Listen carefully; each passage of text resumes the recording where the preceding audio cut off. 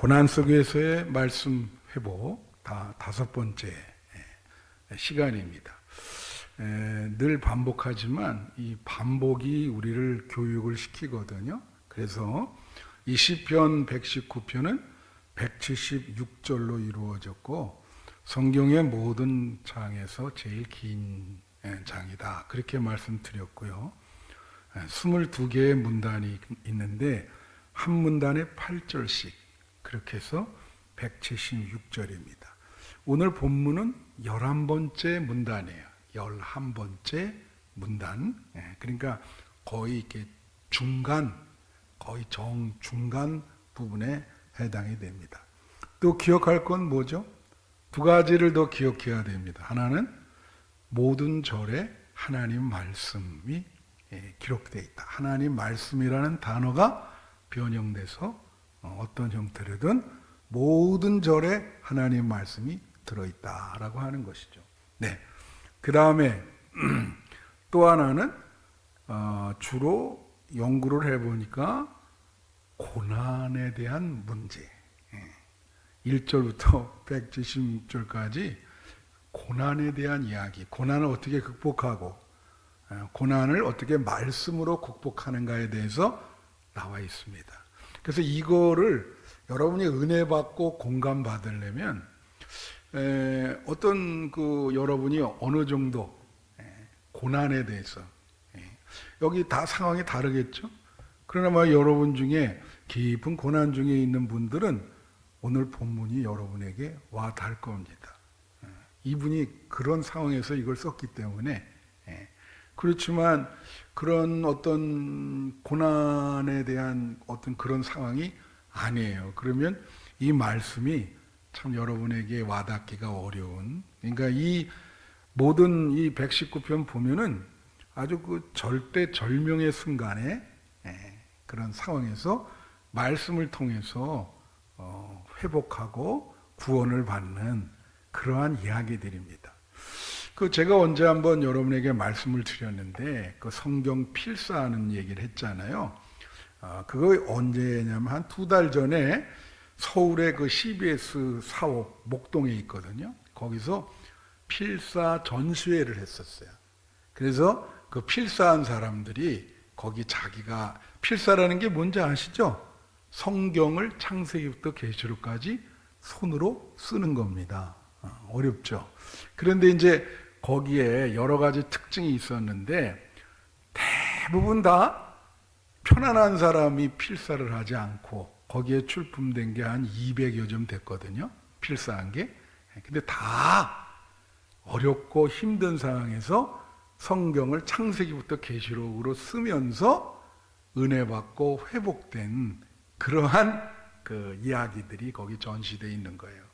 예를 들면 제가 그걸 다 읽었는데 한 3사람만 소개하면 거기 장완수 집사람이라는 분이 자기 필사, 그 사람은 11번하고 12번째 들어가요. 그걸 이제 필사한 걸 이렇게 탁, 그러니까 성경책이 11권, 12권 되는 거죠. 창세기부터 계시록까지 손으로 썼으니까. 근데 그분은 뭐냐면 폐암 말기였어요. 병원에서 6개월을 넘기지 못할 것이다. 그래서 이제 집사님인데 소원이 하나님께 기도하기를 10번만 쓸 때까지 살려달라고 기도한 거예요. 그런데 10번이 지나고 지금 12번째. 지금 한 번 이거 쓰는데 꽤 오래 걸리죠. 거의 제가 알기로는 한 1년 이상 걸리는 줄 아는데 지금 12년째 건강하게 쓰고 있는 거예요. 할렐루야. 그러니까 이 폐암이 굳어졌는지 병원에서는 6개월 뿐이 살 수 없다 그랬는데 하루 종일 그거 쓰느라고 그 고난을 잊은 거죠. 말씀을 통해서 회복이 돼서 이게 지금 12년째 12번째 쓰고 있다. 그래서 그걸 출품을 한 거예요. 또 거기에 여자분 중에 박왕금 권사라는 분이 출품을 했는데 그분은 뭐냐면 왜 그러냐면 전신 마비입니다. 움직일 수가 없어요. 그래서 어떻게 했냐면 입으로 있잖아요. 입으로 이거를 이렇게 앞에 놓고 야, 입으로 그거 쓰려 그러면 내가 볼 때는 오래 걸릴 거려. 그래서 그 입으로 써가지고 그 한 창세기부터 계시록까지 한 권을 거기다 내놨어요. 대단하죠. 그런 고난 중에 정말 뭐 말할 수 없는 고난이지. 그거 어떻게 설명을 할 수 있겠습니까? 그런 상황 가운데 그 말씀을 쓰면서 거기서 은혜 받고 그 고난을 견디는 거죠. 극복을 하는 거죠. 그럼 마지막 한 분을 소개하면 그 사람은 무명인데, 왜 무명이냐면 여러분 교도소 중에 기독교가 세운 교도소가 있어요. 이천인데 그 소망교도소라고 개신교가 돈을 모아가지고 기부를 해가지고 거기 이제 좀 좋은 그런 환경으로 하게 그 개신교가 운영하는 교도소가 있습니다. 이름이 소망교도소인데 거기에 있는 분이 원래는 불교를 믿다가 이제 거기 감옥에 갇히게 됐는데 거기서 이제 이렇게 권장을 하고 그러니까 기독교를 개종을 하면서 그 성경을 하루에 막 12시간씩 쓰는 거예요. 근데 그분이 거기다 뭐라냐면 자기는 잘못한 게 하나도 없는데 거기 들어오게 돼서 너무 억울하고 뭐 그런 감정이 뭐 말할 수 없었대요. 근데 그 성경을 하루 종일 씀으로써 그게 많이 치유됐다. 그래서 다 공통점이 뭡니까? 말씀을 이렇게 필사하면서 은혜 받고 그 말씀을 통해서 고난이 회복이 된 거예요. 극복이 된 거예요. 할렐루야. 제가 그랬죠. 이거 다 고난 속에서 말씀을 통해서 회복하는 것을 지금 시편 119편은 보여주고 있다. 오늘도 동일합니다. 오늘 81절부터 88절 세 문단으로 되어 있거든요. 세 단락으로. 그러니까 단락이 셋이죠. 이제 한 문단에 단락이 셋인데 그 세 단락을 잠깐 여러분에게 오늘 한 기절 한 기절 말씀을 해석해 드리려고 합니다. 첫째는 고난 아닌데 첫째는 고난 당할 때의 탄원입니다. 첫째는 고난 중에서의 탄원. 이건 지난주 거예요. 첫째로 고난을 당한 고난 속에서의 하나님께 탄원. 첫 번째. 자, 이 사람이 고난 속에서 이렇게 탄원을 하는데 이제 이분은 장기간에 사람들에 의해서 이렇게 핍박을 당하고 있는 상황이에요. 장기간 아주 오랜 세월 그럴 수 있죠. 그리고 여기 시편에 나오는 이 모든 것은 대부분 다 뭐냐면은 인간 관계 속에 벌어지는 고난입니다. 많은 고난이 있지만 그런 고난을 주로 다루고 있어요. 한번 볼까요? 86절을 보여주세요. 주의 모든 계명들은 신실하네이다. 그들이 이유 없이 나를 핍박하오니 나를 도와달라. 이유 없다는 건 뭐예요? 무고하다는 거예요. 자기는 죄가 없는데 이유도 없이 자기를 막 괴롭히는 거예요.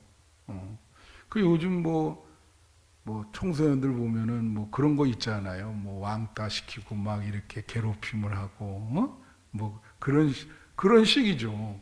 그냥 이유 없이 오랜 동안 핍박받는 겁니다.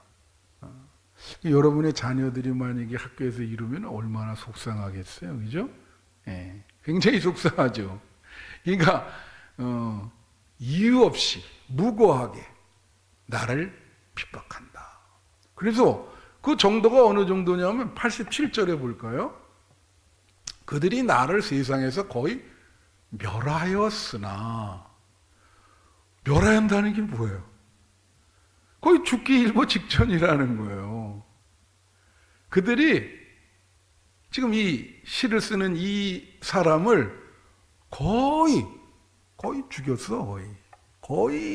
거의 멸했다. 거의 죽음까지 간 거예요. 핍박을 해가지고. 그 정도의 상황 속에 있는 겁니다. 거기서 지금 이 시인은 말씀을 통해서 하나님께 구원을 요청하는 거예요. 이런 절박한 상황 속에서. 그러니까 이런 것을 당해본 사람은 오늘 본문이 은혜가 많이 될 겁니다. 이렇게까지 정말 자기를 거의 죽이려고 하는 세력이 있는 거예요. 그러니까, 그렇죠. 자, 그래서 이제 81절과 82절을 한번 비춰주세요. 여기 보면 이제 이게 시작인데, 고난당할 때 어떻게 하나님께 탄원하는가 보세요. 나의 영혼이 주의 구원을 사모하기에 피곤하오나 나는 주의 말씀을 바라나이다. 그랬습니다.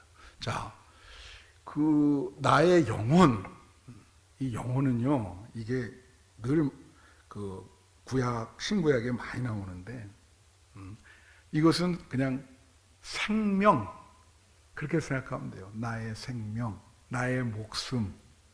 또 저거 하면 생명력, 생명을 유지하는 뭘 말합니까? 힘을 말하는 거예요.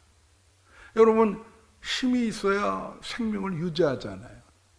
요즘 여름이라 집사람이랑 저랑 그래요. 하도 땀 흘리고 막 에어컨만 쐬고 그러니까 진짜 힘이 별로 없어요. 여름에 그래서 막 보양식을 먹어야 된다 그러잖아요. 그게 무슨 말이에요?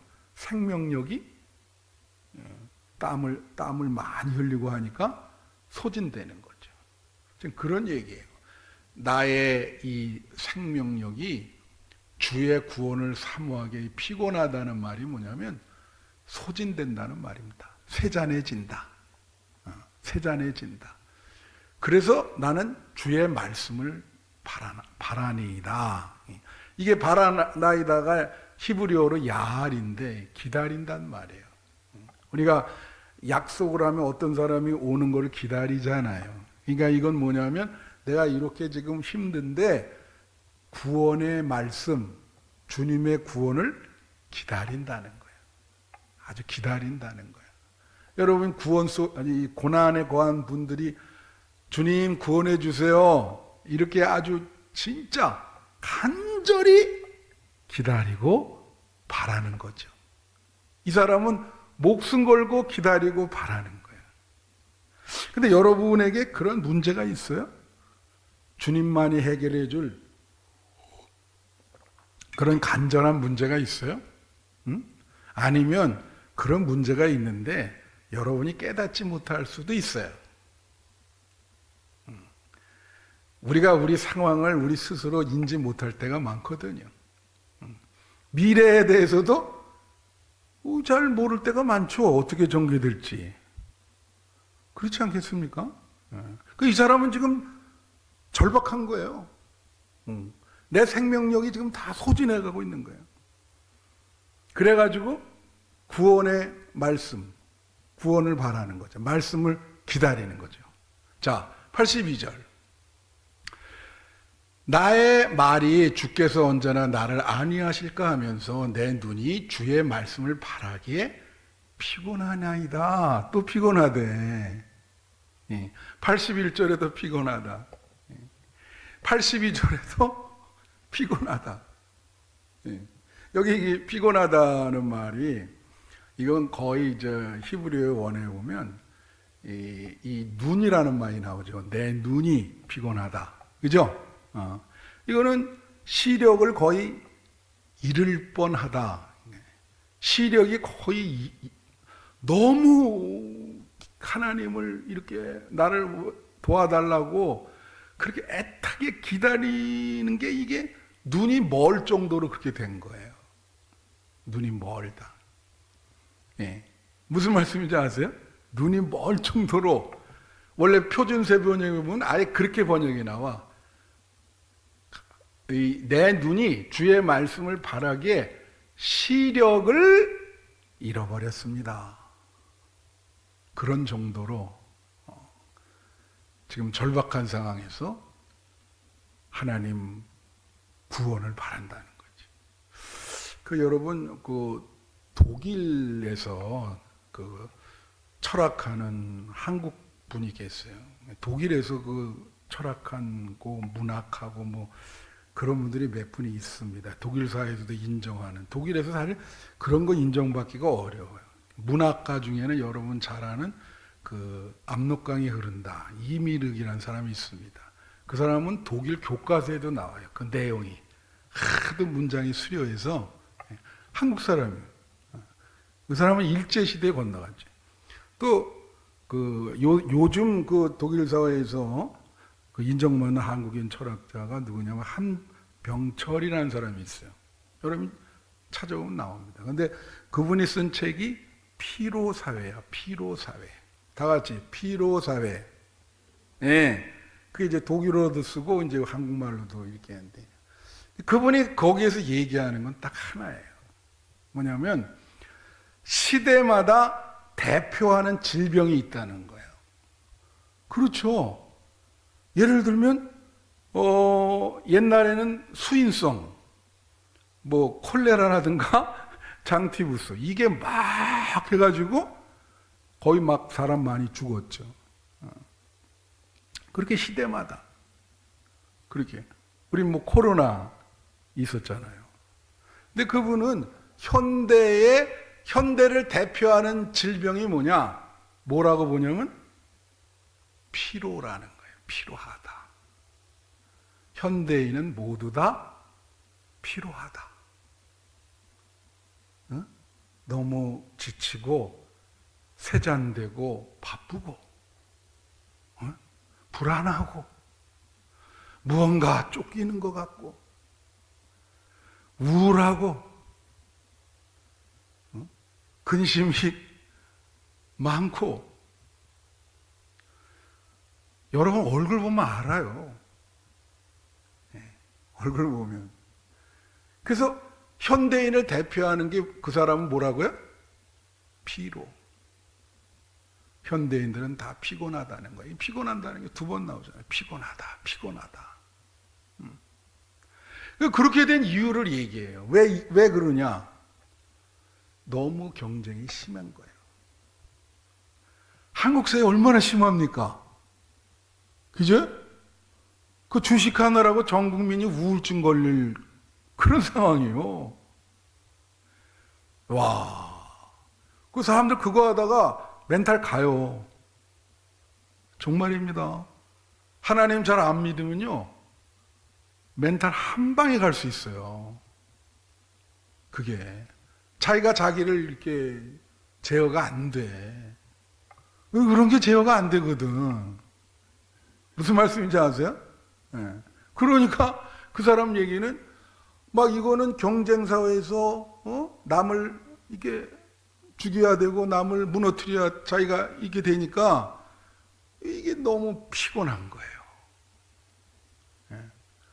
그러니까 이 피곤을 어떻게 치유할 수 있냐? 어떻게 해야 됩니까, 여러분? 여러분은 기독교인인데 이분은 얘라네. 이분은 뭐라 그래? 구원의 말씀을 바랍니다. 구원해 주세요. 다 같이 구원해 주세요. 예? 아니라는 건 마음의 평안을 얘기하는 거예요. 내 마음을 위로해 주시고 평안케 해달라. 너무 피곤하고 지치고 내 영혼이 쇠잔해 있습니다. 예? 더 이상 살 기력이 없다는 거예요. 그러니까 안위해달라는 건 뭐예요? 마음의 평안을 달라는 거지. 살 수 있도록. 그게 얼마나 절박해요, 여러분. 그렇지 않아요? 이걸 보면요, 성경에 이런 분들 많습니다. 위대한 영적 지도자도 내가 늘 말하지만 이런 거 걸려요. 대표적인 사람이 누구라 그랬어요? 엘리야. 다윗도 걸리고. 엘리야는 원래 권능의 예언자예요. 능력을 많이 행한 사람이요. 그런데 어떻게 합니까, 그가? 이세벨이 널 반드시 죽이겠다 그러니까 그 말 듣고 충격을 받아가지고 어떻게 했어요? 도망갔어요. 그래서 로뎀나무 거기 앉아가지고 하나님께 뭐라냐면 죽여달라 그랬어요.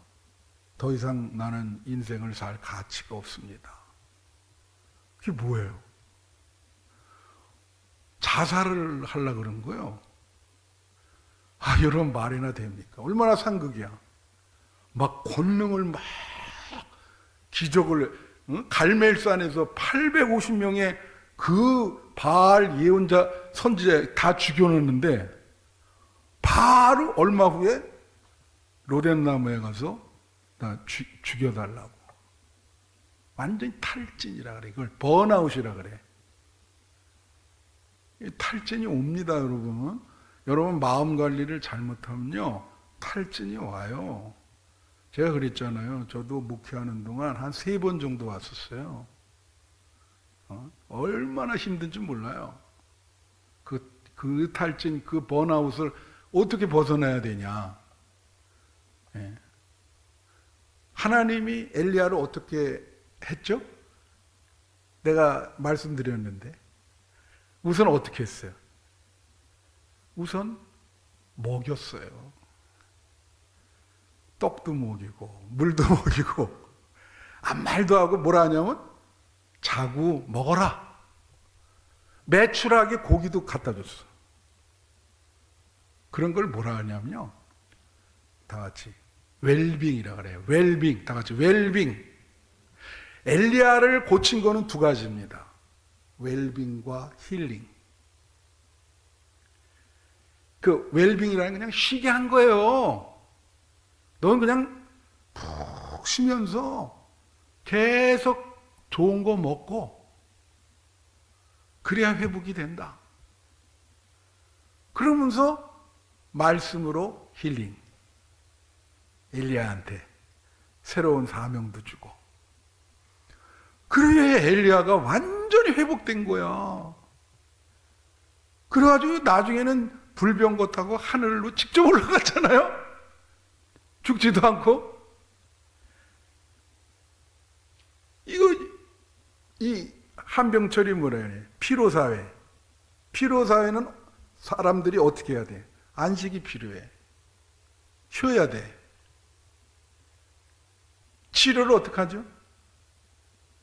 웰빙과 힐링인데 힐링은 말씀을 통해서 되는 겁니다. 믿으십니까? 필사하잖아요. 왜 필사하겠어요? 그게 생명력이 큰 거예요. 그 필사하면서 전신 마비된 사람이 그리 고통스럽게 그걸 왜 필사하겠습니까? 그 말씀을 통해서 회복이 일어나는 거지. 그래서 이 상황은 지금 고난 속에서 절박하게 하나님께 탄원하는 거예요. 나를 구원하는 것을 기다립니다. 당신의 구원의 말씀을 기다립니다. 기다리다가 지쳤습니다. 너무 완전히 영혼이 소진했어요. 하나님 빨리 구원해 주세요. 나를 빨리 구원해 주세요. 구원의 말씀 나에게 빨리 주세요. 그걸 바랍니다. 바랍니다. 바랍니다. 아주 그냥 막 목숨 걸고 절박하게 탄원하는 거예요. 용호가. 그 다음 둘째로 이 사람이 이제 고난의 절박한 상황, 그 내용이 뭔가? 고난의 내용이 뭔가? 둘째로. 고난의 절박한 상황이야. 아까 첫째로가 했는데 이것도 지난주에 그거예요. 저기 민욱은 이게 민우 이 둘째로가 고난의 절박한 상황이야. 내용이 아니고 고난의 절박한 상황. 네, 둘째로 고난의 절박한 상황. 자, 이 사람의 상황이 어떠냐? 83절을 보여주세요. 내가 연기 속에 가죽 부대까지 되었으니 나 주의 율례들을 잊지 아니하나이다. 여기서 주의 율례는 말씀입니다. 그죠? 근데 이게 은유, 자기 상황을 메타포라 그러죠. 은유, 내 자기 상황을 상징적으로 비유적으로 표현을 했어요. 그걸 뭐라 하냐면 연기 속의 가죽 부대 같다. 다 같이 연기 속의 가죽 부대. 이 가죽 부대 여기 이제 물도 집어넣고 먹고 그러거든요. 근데 여러분 가죽은 뭐에 약해요? 불에 약합니다. 불에. 이제 연기가 난다는 거는 지금 앞에 이렇게 연상하시면 돼요. 아궁이 앞에 가죽 부대가 있어. 왜 연기가 막 나요? 그러면 이 가죽이 어떻게 될까? 쪼그라들죠. 말라 비틀어지면서 쓸 수 없게 만들어내요. 그럼 이게 무슨 은유예요? 자, 이 연기는 이 자기를 핍박하는 사람들, 핍박하는 상황, 이유도 없이 자기를 괴롭히는 그 세력들을 말하는 거예요. 그 이유도 없이 사람들이 자기를 이렇게 막 죽이려고 그래, 괴롭히고. 자기는 아무 잘못도 안 했는데. 그러니까 막 연기. 그게 막 그러니까 자기는 이 가죽 부대가 말라 비틀어지는 것처럼 자기는 그것 때문에 영혼과 이 생명력, 이 몸이 완전히 말라 비틀어지는 거예요. 그 얘기하는 거예요. 자기 상황이 그렇다. 지금. 몸이, 여러분, 이 스트레스를 많이 받으면, 이 두 가지던데, 그냥 적당히 받으면 살이 찌는 사람이 있어요. 근데 극심하게 너무 강도가 세면 새꼬챙이처럼 말릅니다. 왜냐면 밥을 못 먹거든. 사람이. 그런 얘기예요. 지금. 그냥 막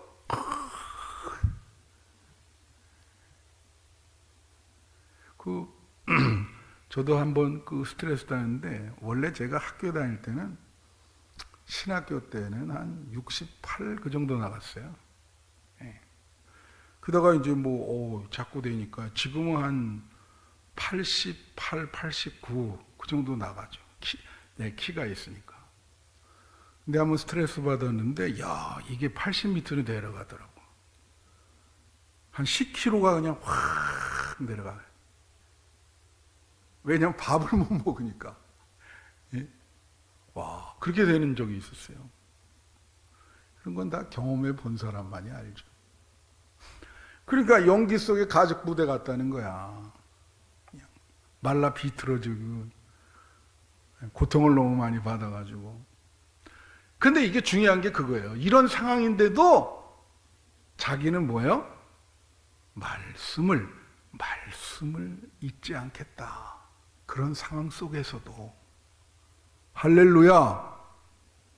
그런 고난의 상황 속에서도 자기는 이 말씀을 잊지 않고 말씀을 본다는 거예요. 그런 절박한 상황 속에서도 자기는 주님의 말씀을 잊지 않겠습니다.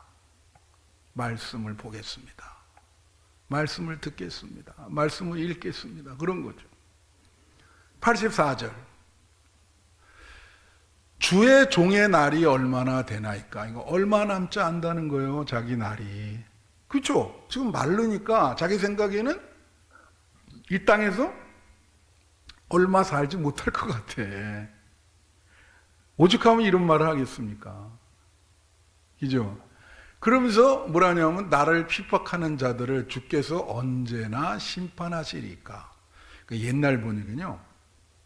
국문이라는 말이 나와요. 국문. 조선시대에 쓴 용어죠. 국문하다. 왕이 직접 국문했다. 그래, 옛날 번역은 그렇게 나와요. 이건 무슨 말이냐면은 이게 이제 그 배경이 있어요.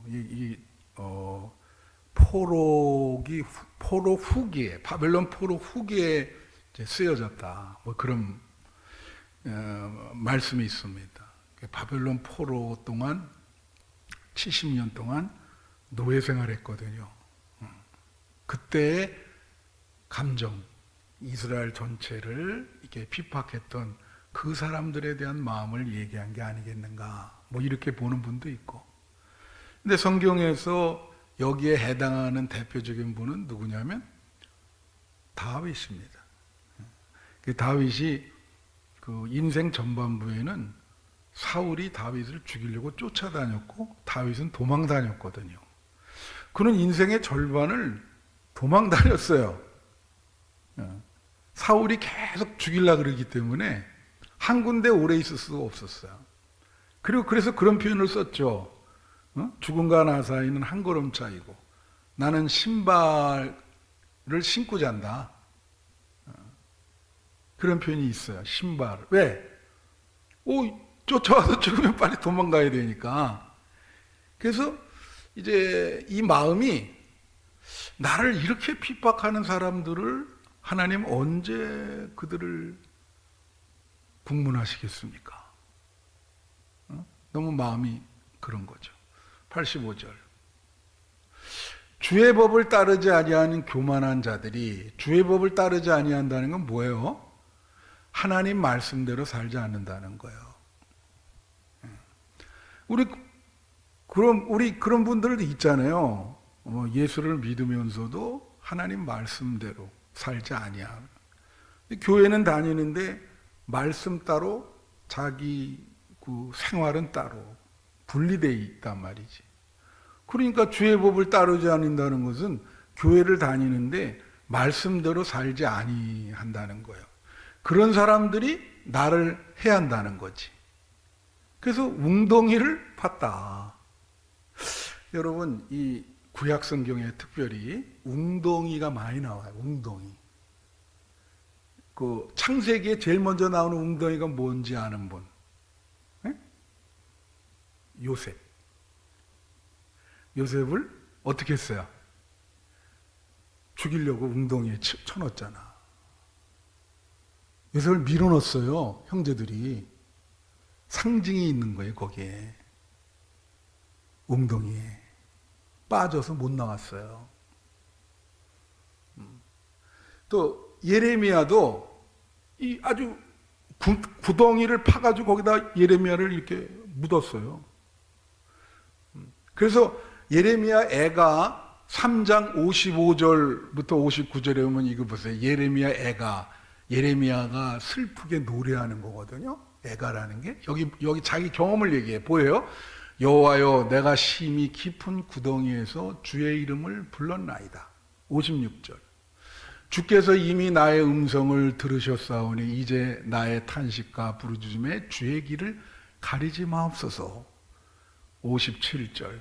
내가 주께 아랫날에 주께서 내게 가까이하여 이르시되 두려워하지 말라 하셨나이다. 58절. 주여, 주께서 내 심령의 원통함을 풀어주셨고 내 생명을 속량하셨나이다. 59절. 여호와여, 나의 억울함을 보셨사오니 나를 위하여 원통함을 풀어 주옵소서. 그러니까 웅덩이에 이거 빠뜨렸단 말이야. 근데 하나님께 나를 구원해 달라는 거죠. 여기서 나오게. 근데 나오게 하셨다는 거예요. 요셉도 나왔죠. 비록 팔렸지만. 그러니까 여러분 인생 살 동안에 앞에 웅덩이에 빠질 수가 있습니다. 예? 빠질 수가 있어요. 웅덩이에. 그때 어떻게 해야 돼요? 주님 끄집어내달라고 살려달라고 기도해야죠. 여기 에레미야가 그렇게 기도하잖아요. 나를 웅덩이에서 건져내 주세요. 웅덩이에서 건져내 주세요.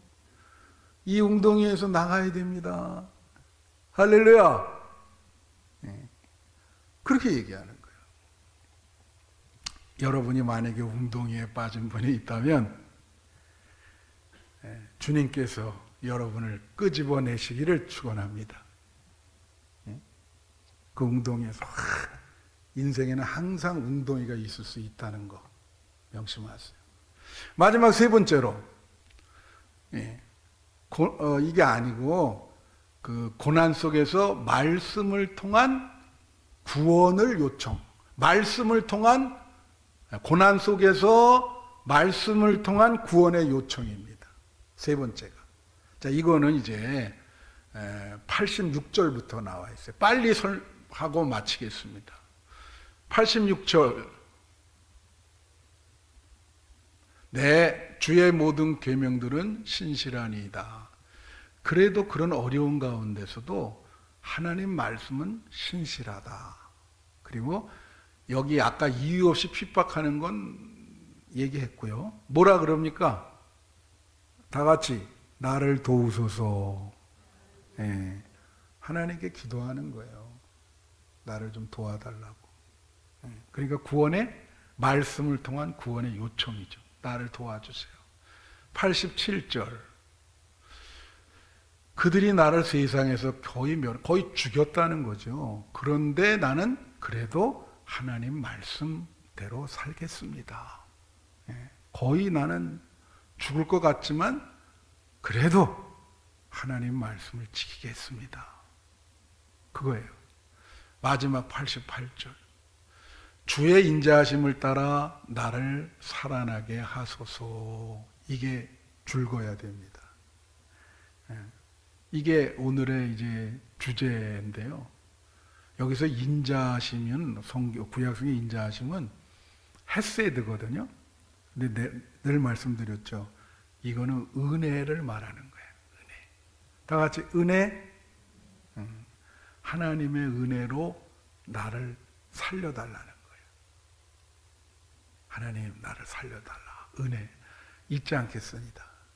하나님의 은혜로 나를 살려주세요. 기도하는 거죠.